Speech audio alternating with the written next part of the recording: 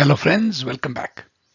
In this video, we shall continue our exploration of the present day state of affairs in science, where people tend to equate it to a belief system or a new religion or faith. Therefore, they are looking out for miracles. And of course, there are people who will use these miracles or frauds, as I like to call them, for their own political or secular agenda. Science, as all of us know, demands discipline, an open mind, and the readiness to drop personal prejudices. Science is actually a method. It is not a faith. It's an attempt to discover nature. It is not meant to replace a faith or religion or dogma. So let us now explore all this in some more detail to understand the way science is being steered today, both by the media and certain people in the industry as well as governance. Now here is a story which many of you may be familiar. On the 5th of March 2012, some devotees saw tears streaming down the eyes of an idol of Jesus in a suburb of Bombay or Mumbai. The faithful gathered and witnessed the miracle, and they felt blessed. Many rejoiced, many cried, and shortly thereafter, a rationalist named Sanal Edamuruku dismissed it as being caused by a leakage in plumbing somewhere in the vicinity, and that capillary action was pulling the water up to the eyes of the idol of Jesus. It hurt the sentiments of many devotees. In fact, some of them went on to make a police complaint. Fearing his arrest, this gentleman used it as an excuse to escape to a Scandinavian country and seek asylum as a persecuted rationalist. However, it is ironical that a few years later, in 2020, the same rationalist was involved in a visa fraud, and the Interpol issued an international red-cornered notice because he had swindled a lady by promising her to get a Finnish visa for 15 lakh rupees or $1.5 million rupees. So much for his rationality. Some years earlier, before the idol of Christ wept, there was another occurrence on the 21st of September 1995. There was a phenomenon of idols of Lord Ganesha drinking milk all over the world. The devotees were able to replicate this phenomena all around the world with very few exceptions. Once again, the rationalists rose and explained it with capillary action. So here we see two such incidents which were dismissed because of capillary action. But were they really frauds, or were they qualifying as miracles? First of all, let us see what a wise man has to say about frauds and miracles. George Bernard Shaw was a rationalist and a philosopher, and he used his skills as a dramatist to convey many complex ideas. And I quote here from his immortal play, Saint John, where he puts these words into the mouth of the Archbishop. And the Archbishop says, "A miracle, my friend, is an event which creates faith. That is the purpose and nature of miracles. Frauds deceive. An event which creates faith does not deceive. Therefore, it is not a fraud, but a miracle." Now, if we were to apply these standards, I leave it up to you to determine whether the two incidents which I mentioned at the beginning of this video, were they frauds, or were they miracles, or were they neither? But let's expand our vision by looking at some happenings in the world of science. Let us begin our exploration of scientific frauds or miracles with a brief list of people. How many of these names are known to you? Let me add, these are the names of scientists who were involved in scientific fraud. People do not know their names, nor do they know their deeds, and nor do most of us care to know. But when it comes to persons involved with a faith, these cases are singled out, and such perpetrators of fraud or miracles are crucified in the public domain. Once again, take a look at these names and just try to recall how many of them do you know, or the deeds that they did. In this video, we will take one example, that of cold fusion. Cold fusion was in fact considered the holy grail for those who were seeking abundant and cheap energy, which was virtually limitless and very efficient in production. It was unlike the conventional dirty sources of energy such as coal, gas, oil, and cold fusion would not have been as expensive as wind and solar energy. So you had the best of the two worlds, cheap, inexpensive, clean. And at the end of the video, you decide whether the line that divides a miracle, belief, or fraud is fuzzy or sharp. Here is a quick recap of stuff you must have learned in high school. You must be knowing that energy can be obtained through two nuclear processes, and those processes are fission and fusion. Fission is the splitting of an atom into two or more smaller parts. Fusion, by contrast, is all about fusing or joining two or more lighter atoms into a larger one. Both these processes create energy. Fission has certain limitations. The fuel used, uranium-235, is in limited supply. Besides, there is a risk of meltdown of the nuclear reactor. It also produces a lot of nuclear waste, which is quite difficult to dispose of. By contrast, fusion is a dream process because it uses hydrogen, which is abundant. There is no meltdown risk, and the product of the process is helium, which is, as far as is known, not a dangerous product.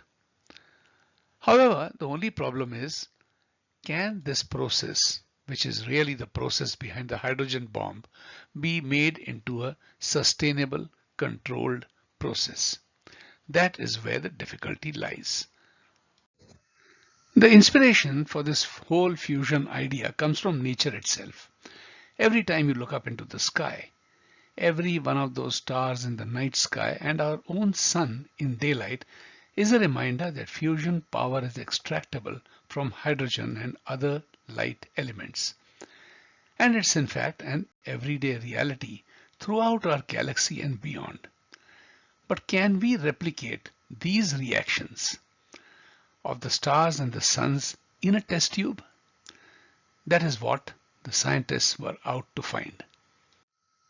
On the 23rd of March 1989, two chemists working at the University of Utah announced to the world press that they had discovered the process of cold fusion. They had been able to make the equivalent of a hydrogen bomb in a test tube. The names of these two great scientists were Martin Fleischmann and Stanley Pons.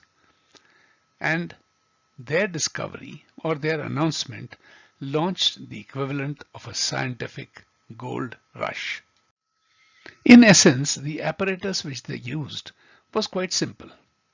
All you had to do was take a beaker and fill it with heavy water and a little lithium deuteride as an electrolyte.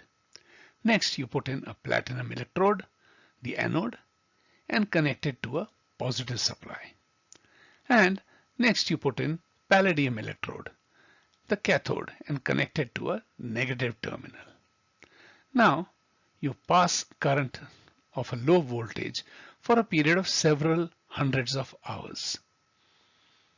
After that, lo and behold, the gold of fusion power will start flowing out. The heavy hydrogen atoms of heavy water will fuse together into helium and release energy just as it does in our own sun. You should get release of energy and the telltale signs of fusion, which is traces of super heavy hydrogen tritium and neutrons. All you had to do was wait with this setup to produce the results. Simple. The two scientists, Fleischmann and Pons, warned that the experiment was only to be attempted on a small scale. One cell had exploded and the palladium had vaporized. Luckily, they said it happened in the night and no one was hurt. But it was sheer magic. The number of scientists across the advanced nations started repeating the experiment, just like the Ganesha drinking milk experiment across the world. Another group in the same University of Utah and one at Brigham Young University also confirmed the results exactly like what Fleischmann and Pons had done. Next came news from Texas A&M University, followed by Georgia Tech, and then news came from Hungary, and shortly to be followed by the Japanese breaking the news that they had been able to do exactly what these two scientists in America had done. Everyone seemed to have joined the race. President George Bush Sr. was briefed, and as is shown in the picture on the right hand side, Congressman Marilyn Lloyd was also briefed, and the good news was that the Congress promised a grant of $25 million. This was in addition to the Utah state, which put in $5 million into the project. There is an idiom in English language, chicken coming home to roost. In today's new age speak, it means karma catches up eventually. Shortly after the many attempts at replicating, the initial good news died down and doubts started to surface. First at Georgia Tech, then at Texas A&M, followed by MIT, the National Laboratory at Oak Ridge, and the National Lab at Lawrence Livermore. Shortly thereafter, even Caltech raised doubts. The milk-drinking Ganesha and the idols of weeping Christ at least had an explanation. There was capillary action to fall back on. But the cold fusion experiment did not even have that fig leaf to cover its modesty. One after the other, when experiments started failing during replication attempts, it was soon realized that this was a case of prejudice over evidence. The very basic tenets of the scientific method had not been followed. The heat that was generated was not properly audited or accounted for. The so-called nuclear products which were found were actually normal contaminants. And even the most elementary scientific protocol of blinding the experiment with a control, that is, say plain water, in another beaker, repeating the same experiment as was done with heavy water. This would have helped to determine whether this actually was a case of cold fusion was not taken into account. This was the real reason why now the evidence started rolling in that there was a failure to replicate. Fire bells started ringing when a host of other labs around the world also failed. What this case tells us is that science can also exhibit the same pathology as faith healers and believers. They had claimed too much. They presented too little or faulty evidence.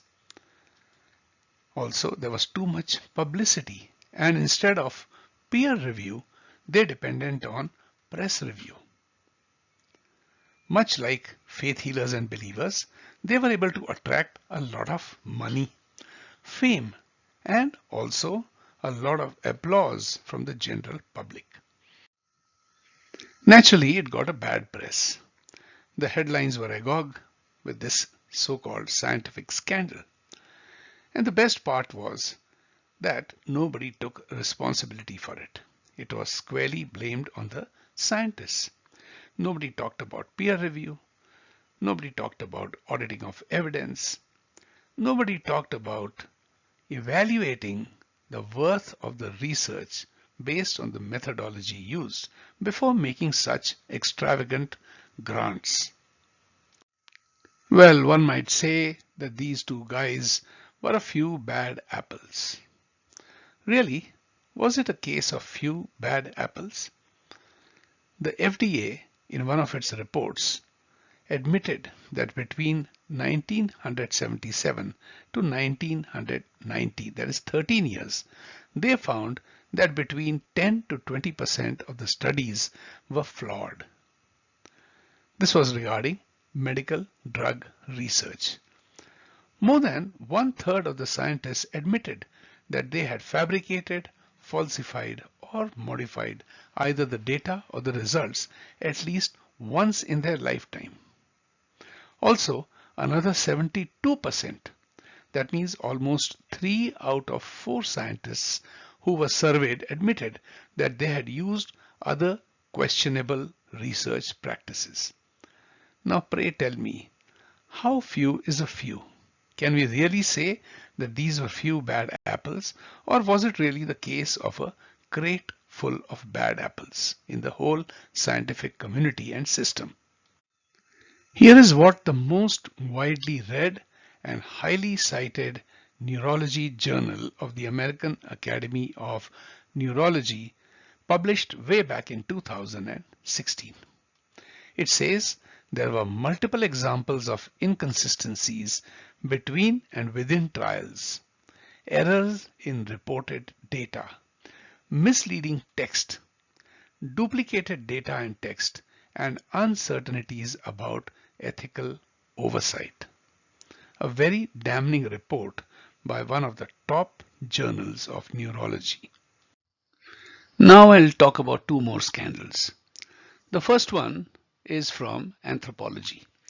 Back in 1970s, there was a tribe called Tassidae tribe, and one anthropologist from Philippines discovered them.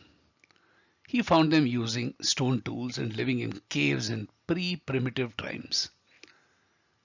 It was the discovery of a Stone Age culture society in the 20th century, and that startled anthropologists all across the world. These findings were featured on television. It inspired a bestseller book, and it also appeared on the cover of National Geographic, which you can see on the left side of this slide. Alas, a short while later, it turned out that this Tassidae tribe was actually living in houses with running tap water. They wore t-shirts like you and me and jeans. And they had just moved into the caves because they had received a special grant, a payment for creating the story for the storytellers. Let us now talk about Dr. Yoshitaka Fuji. And we are talking about a period between 1993 and 2011. He was an anesthesiologist and an ophthalmologist. He had published more than 200 papers in peer-reviewed medical research journals over the course of these 18 years. And these papers were relating to the effect of drugs that decreased post-surgical nausea. Out of these, 183 papers had to be retracted because they were full of fraud. Further, he admitted that he had fabricated data in more than 170 of his papers. How many of you really heard of him or remember him in case you have heard him at some point of time? So friends, I'd like to end this video by asking you to ask yourselves, why do religious miracles attract more attention than science frauds? Isn't science supposed to be based on a system of inquiry, of examination, exploration, experimentation, argument, debate, deduction? All these things have been replaced simply with a new belief system, and that is really a sad day. Mind you, the milk drinking Ganeshas and the weeping Christ did not cost the exchequer any money. There were a few people who loved the belief, there were a few people who argued about it, but they did not make a fool of all of us. Imagine next time you are watching National Geographic, will you trust one of those programs or will you just take it as a light-hearted entertainment? I leave that to you for consideration. Here are two interesting references, and each one of these will again open more windows and doors to a lot more about this subject. So friends, thank you very much for your attention. Once again, we'll meet in another video, and until then, bye bye.